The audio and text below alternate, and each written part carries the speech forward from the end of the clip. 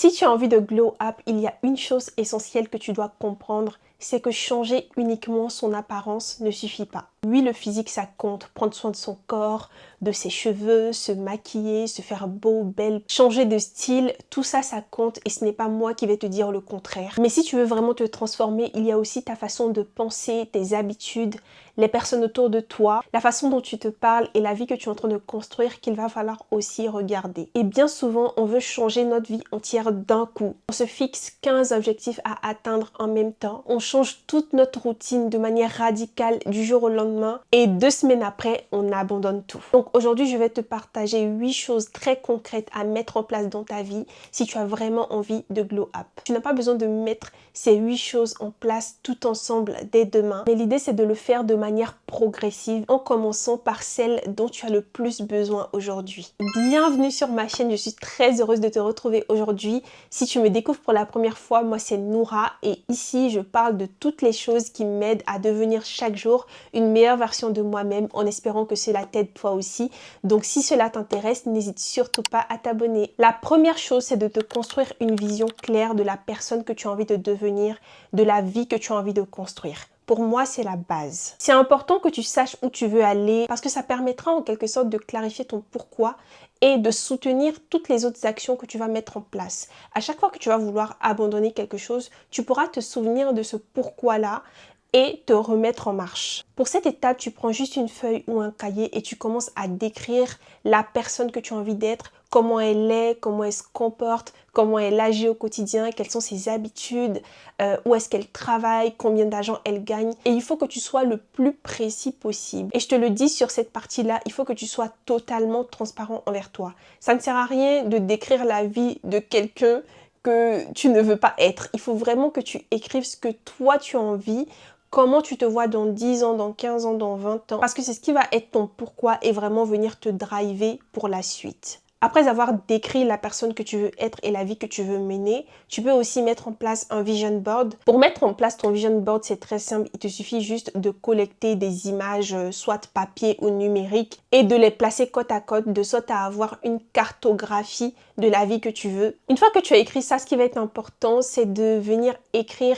quelles sont les choses que tu dois mettre en place ou quelles sont les actions concrètes que tu dois mener pour devenir cette version de toi que tu as écrit. Maintenant que ta vision est claire, la deuxième étape, c'est de construire une routine qui soutient la personne que tu as envie d'être. Il ne s'agit pas de regarder la routine de ton influenceur préféré, de ton créateur de contenu préféré et de la copier-coller à ta vie. Non. Tu dois pouvoir établir une routine qui te correspond à toi. Bien évidemment, je pense qu'il y a des éléments qu'on retrouve systématiquement dans les bonnes routines matinales, notamment le fait de se lever et de ne pas toucher son téléphone durant la première heure, de bouger son corps, de boire un verre d'eau, de méditer, de prier. Ça, ce sont des éléments qu'on peut qualifier d'indispensables à une bonne routine matinale. Mais s'il y a d'autres éléments que tu souhaites intégrer, il faudrait que ces éléments-là aient du sens pour toi et que ce ne soient pas des choses que tu as tout simplement vues sur Internet et que tu vas venir intégrer à ta routine. Ça ne fera pas sens pour toi et au bout de 2 semaines, tu risques d'abandonner complètement. La troisième étape, ça va être d'apprendre réellement à te connaître grâce à l'introspection et au journaling.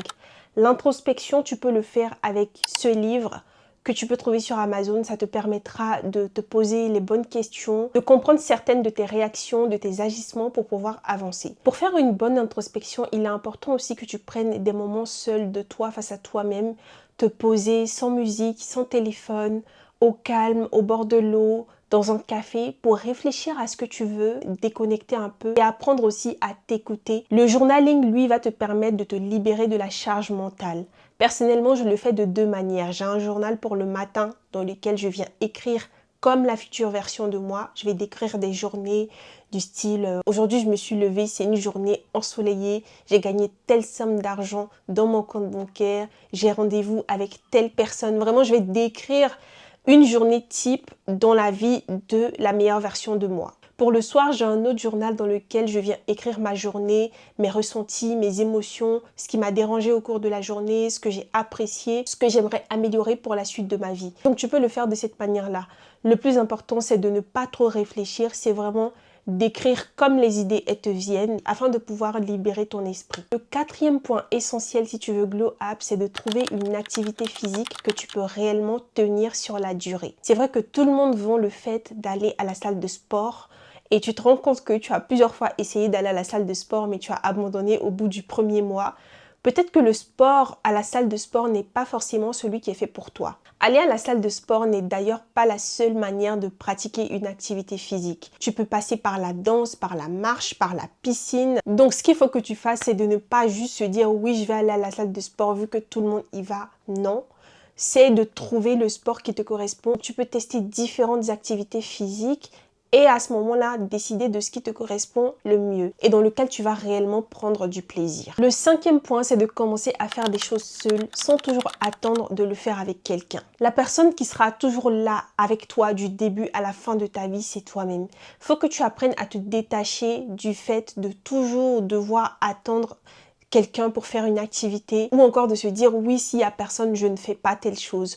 Toi seul, c'est déjà suffisant. C'est vrai que l'homme n'est pas fait pour rester seul, mais sache qu'il est important aussi d'avoir des moments solo, d'apprendre à apprécier sa propre compagnie. Pour t'exercer à cela, tu peux commencer par aller prendre un café tout seul, aller marcher tout seul, aller au restaurant, au cinéma tout seul. Et une fois que tu verras que tout se passe bien, tu pourras même avoir le courage aussi de faire des voyages, des solo trips tout seul. Ça te permettra d'apprendre à mieux te connaître et à vraiment te redécouvrir. Le sixième point qui est hyper important, c'est de travailler son discours intérieur. Il faut que tu arrêtes de t'auto-saboter, d'être hyper dur envers toi-même, de mal parler de toi-même. Si tu te parles mal et qu'à chaque fois que tu es maladroit ou que tu fais quelque chose de travers, tu te dis oui, je suis trop bête, je suis nulle, je ne réussis rien. Dans ta réalité, la vie te donnera aussi des raisons de confirmer ce discours intérieur que tu as. Donc apprends à te parler comme la personne que tu aimes le plus au monde parce que tu es la personne que tu dois aimer le plus au monde. Prends une feuille et identifie toutes les phrases négatives que tu te répètes intérieurement te concernant et transforme ces affirmations négatives-là en affirmations positives. Il n'y a que comme ça que tu vas pouvoir réellement commencer à voir du changement dans ta réalité. Le septième point va consister à faire le tri dans tes relations. Que tu le veuilles ou non, tes relations influencent ta vie. Si tu traînes constamment avec des personnes qui te rabaissent, qui ne t'inspirent pas, qui t'épuisent mentalement, qui ne t'aident pas d'une manière ou d'une autre à avancer dans ta vie, sache que tu vas stagner. C'est difficile à entendre, mais il y a certaines relations auxquelles tu vas devoir fermer la porte si tu as envie d'évoluer dans ta vie. Et pour faire ce tri, c'est très simple. Tu prends une feuille, tu notes le nom de toutes les personnes avec qui tu traînes le plus et en face de chaque nom, tu notes ce que ces personnes t'apportent de positif ou de négatif. Lorsque tu vas constater que pour certaines personnes, la case « ce qui m'apporte de positif » est vide, tu sauras systématiquement ce que tu as à faire. Je ne suis pas non plus en train de te demander de couper radicalement les ponts avec tout le monde parce que bien sûr, ça peut être la famille, ça peut être voilà, assez compliqué. Mais le plus important, c'est de limiter au maximum les interactions avec ces personnes-là. Si bien sûr, tu n'as pas la possibilité de couper de manière radicale les liens. Et comme un adage le dit, il vaut mieux être seul que mal accompagné. Lorsque tu vas réellement commencer à travailler sur toi, à fréquenter des endroits avec les personnes qui ont la même énergie que toi, qui ont envie d'évoluer, qui ont envie de se transformer, la vie fera en sorte que tu te crées de nouvelles relations avec des personnes qui sont sur la même dynamique que toi. Donc n'aie pas peur. C'est vrai que ça fait mal de se dire qu'il y a certaines relations que tu n'aimerais pas perdre, mais pense à toi, pense à tes objectifs, pense à là où tu as envie d'aller. Et sur le moment, tu vas peut-être le voir comme une perte, mais dis-toi que ces personnes que tu es en train de perdre ne pouvaient pas aller avec toi là où tu es en train d'aller. Et le huitième point, c'est bien évidemment de prendre soin de son apparence. Prends soin de ton corps, de tes cheveux, de tes ongles, maquille-toi, habille-toi bien, sois sur ton 31, mets des talons. Il faut que lorsque tu te regardes dans le miroir, tu puisses être complètement in love de ce que tu vois. Arrête de normaliser le fait d'être toujours moche, de ne pas prendre soin de toi, de toujours traîner de manière négligée. Et ne te prépare pas seulement lorsque tu dois sortir, même lorsque tu dois rester chez toi, que tu es en télétravail. Prépare-toi aussi un minimum pour montrer à ton cerveau que toi aussi tu comptes et que tu mérites qu'on prenne soin de toi. Pour dormir, achète-toi des pyjamas qui sont beaux, des pyjamas que tu aimes. Et avant de sortir, fais-toi beau, belle. Tu ne sais d'ailleurs pas qui est-ce que tu vas croiser dehors. Donc fais-toi beau d'abord pour toi, bien sûr, mais pour aussi que lorsque tu vas rencontrer quelqu'un dehors de manière inattendue, tu ne te dises pas « Oh punaise, j'étais dans une mauvaise position, j'étais pas bien habillée, j'étais ci, j'étais ça ». Non, tu dois être toujours préparé parce qu'on ne sait pas qui est-ce qu'on peut croiser dehors. Voilà pour les 8 points que j'avais à te présenter aujourd'hui. Et ce qu'il est important que tu retiennes, c'est que le fait de glow up, ce n'est pas de se lever du jour au lendemain et de se dire ça y est, c'est bon, j'ai glow up. C'est plutôt toutes ces petites décisions que tu prends régulièrement, toutes ces petites transformations que tu vas apporter dans ta vie tous les jours. La manière dont tu prends soin de toi, ce que tu acceptes ou ce que tu n'acceptes plus, la manière dont tu te parles, tes habitudes, et n'attends pas de pouvoir tout changer avant de commencer. Choisis peut-être 1 ou 2 points de cette vidéo et commence par là. Parce que le but ici, ce n'est pas de devenir quelqu'un d'autre au bout de 2 semaines, mais c'est de regarder ta vie dans quelques mois, dans quelques années, et de regarder toutes ces petites choses que tu as changées aujourd'hui et qui ont fini par te transformer. J'espère que cette vidéo t'aura apporté quelque chose. Si celle-ci t'a plu, n'hésite pas à liker, commenter, partager. N'oublie surtout pas de t'abonner. N'hésite pas également à me poser toutes tes questions en commentaire ou sur mes différents réseaux sociaux et je te dis à très vite pour une nouvelle vidéo. Bisous!